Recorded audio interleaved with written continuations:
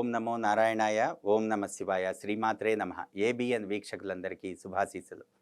సహజ సిద్ధంగా ఏదైనా గృహ నిర్మాణం చేసినప్పుడు మనం పెట్టేటువంటి ద్వారబంధాలు ఉచ్చస్థానాల్లో పెట్టి ఆ యొక్క కిచెన్ అనేటువంటిది ఎప్పుడైతే మనం ప్లాట్ఫామ్ నిర్మాణం చేసుకొని కిచెన్ ఎంట్రీకి ఎదురుగా ఎప్పుడు ద్వారబంధం లేకుండా చూసుకోవాలి.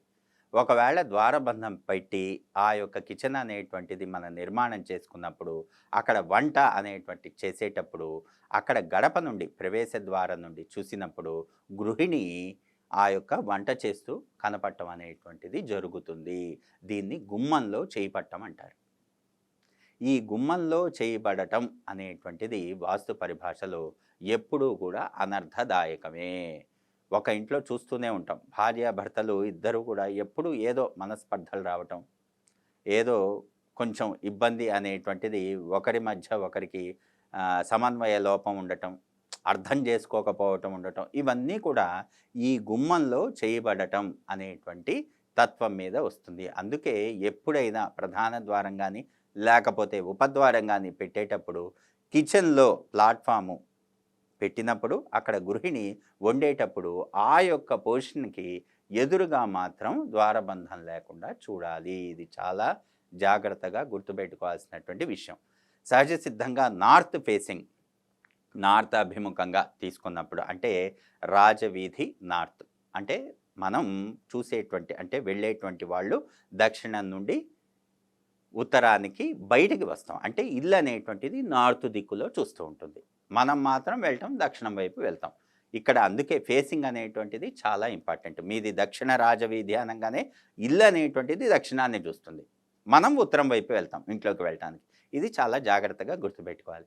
ఇక్కడ ఎప్పుడైతే నార్త్ అభిముఖంగా ఇల్లు కట్టినప్పుడు ఆ యొక్క ద్వారబంధం అనేటువంటిది ఉత్తర ఈశాన్యంలో పెట్టినప్పుడు, గృహగణితం చేసి గజాయము అనేటువంటిది పెట్టినప్పుడు, ఆ యొక్క ఇంట్లో క్షేత్రపదము అనేటువంటిది దిక్పతి కుబేరుడు అయినప్పుడు, ఆదాయం ఎక్కువ వచ్చి వ్యయం తగ్గినప్పుడు, ఇంటి ఆయుష్ అనేటువంటిది పరిపూర్ణ తత్వంతో ఉన్నప్పుడు అక్కడ కిచెన్ అనేటువంటిది ఎంట్రీ ఏ విధంగా పెట్టాలి.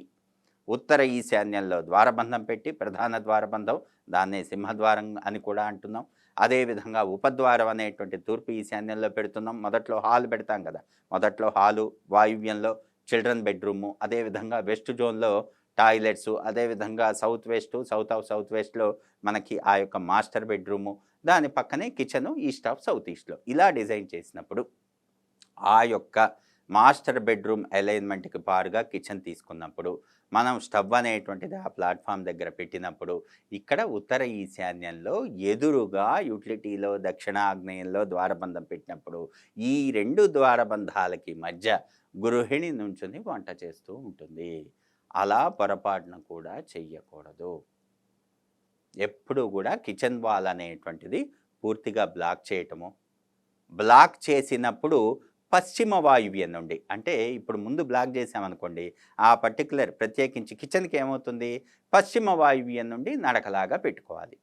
పశ్చిమ వాయువ్యం నుండి నడకలాగా పెట్టుకొని అక్కడ నుండి మాత్రమే కిచెన్లోకి వెళ్ళాలి. ఎప్పుడు కూడా మనకి గుమ్మంలో ఎదురుగా ఎప్పుడు గృహిణి లేకుండా ఏ విధంగా డిజైన్ చేసుకోవాలి అనేటువంటిది చూసుకుని చేసుకోవాలి. అలాంటప్పుడు ఏమవుతుంది, మాస్టర్ బెడ్రూమ్కి తూర్పు ఆగ్నేయం అధమంలో ఒక టాయిలెట్, ఆ టాయిలెట్కి ఆగ్నేయంలో అంటే తూర్పు ఆగ్నేయంలో మనం కిచెన్ అనేటువంటి నిర్మాణం చేసినప్పుడు మధ్యలో టాయిలెట్కి కిచెన్కి మాస్టర్ బెడ్రూమ్కి గ్యాప్ వస్తుంది కదా, మాస్టర్ బెడ్రూమ్కి తూర్పు ఈశాన్యంలో ద్వారబంధం ఇచ్చి ఆ ద్వారబంధానికి ఎదురుగా పశ్చిమ వాయువ్యంలో ఇంకో ద్వారబంధం ఇచ్చి, అదేవిధంగా కిచెన్కి తూర్పు ఈశాన్యంలో ఇంకొక విండో ఇచ్చి మాస్టర్ బెడ్రూమ్కి పశ్చిమ వాయువ్యంలో ఇంకో విండో ఇచ్చి సోమసూత్రం ఫామ్ చేసి ఆ యొక్క కిచెన్ అనేటువంటిది కట్టుకోవాలి. ఇది చాలా ముఖ్యమైనటువంటి విషయం.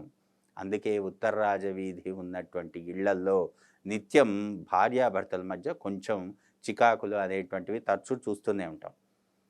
ఏమవుతుందంటే తూర్పు ఆగ్నేయంలో కిచెన్ అనేటువంటిది ఉండాల్సిందే బై డిఫాల్ట్గా, ఇక్కడ ఉత్తర ఈశాన్యంలో ద్వారబంధం అనేటువంటిది ఉంటుంది.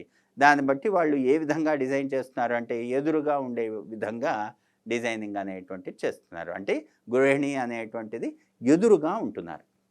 వంట చేసేటప్పుడు. అలా ఎప్పుడూ డిజైన్ చేసుకోకూడదు. అందుకే ద్వారబంధ నిర్ణయం, ఉపద్వారబంధ నిర్ణయం ఏ విధంగా ఎక్కడి వరకు, ఎక్కడి నుండి మనం వాలింగ్ చేసుకోవాలి, ఏది ఏ విధంగా ఎలా క్లోజ్ చేయాలి, ఏది ఎక్కడి నుండి ఎక్కడి వరకు డైమెన్షన్ తీసుకోవాలి, ఒక పాడులో ఏ విధంగా తీసుకున్నాం అనేటువంటిది గృహ నిర్మాణం చేసేటప్పుడు ఆ ప్లానింగ్‌లో ప్రతిదీ మనం తప్పకుండా వర్కింగ్ డ్రాయింగ్ చేసుకోవాలి. అప్పుడు మాత్రమే ఆ నిర్మాణం అనేటువంటిది చెయ్యాలి.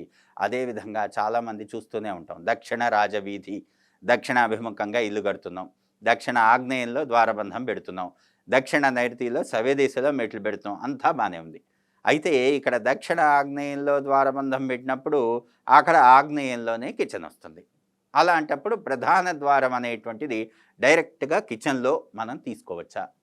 తీసుకోకూడదా? తీసుకుంటే మనం డైరెక్ట్‌గా అగ్నిలోకి వెళ్ళినట్టు అవుతుందా? అనేటువంటిది చాలామందికి సందేహం ఇక్కడ. ఎప్పుడూ కూడా కిచెన్ తూర్పు ఆగ్నేయంలో, తూర్పు అభిముఖంగా మనం అక్కడ పెట్టుకున్నప్పుడు దక్షిణ గోడలో, దక్షిణ ఆగ్నేయంలో మనం ప్రధాన ద్వారం అనేటువంటిది దక్షిణ రాజవీధికి తీసుకున్నప్పుడు ఆ యొక్క ప్రధాన ద్వారబంధం అనేటువంటిది కిచెన్‌కి, మాస్టర్ బెడ్‌రూమ్‌కి మధ్యలో తీసుకోవాలి. నక్షత్ర రీత్యా, రాశి రీత్యా నిర్మాణం చేసుకుంటే వచ్చేటువంటి ఫలితం అత్యద్భుతంగా ఉంటుంది అనటంలో ఎంత మాత్రం సందేహం లేదు. సకల జన సుఖినో భవంతు. స్వస్తి.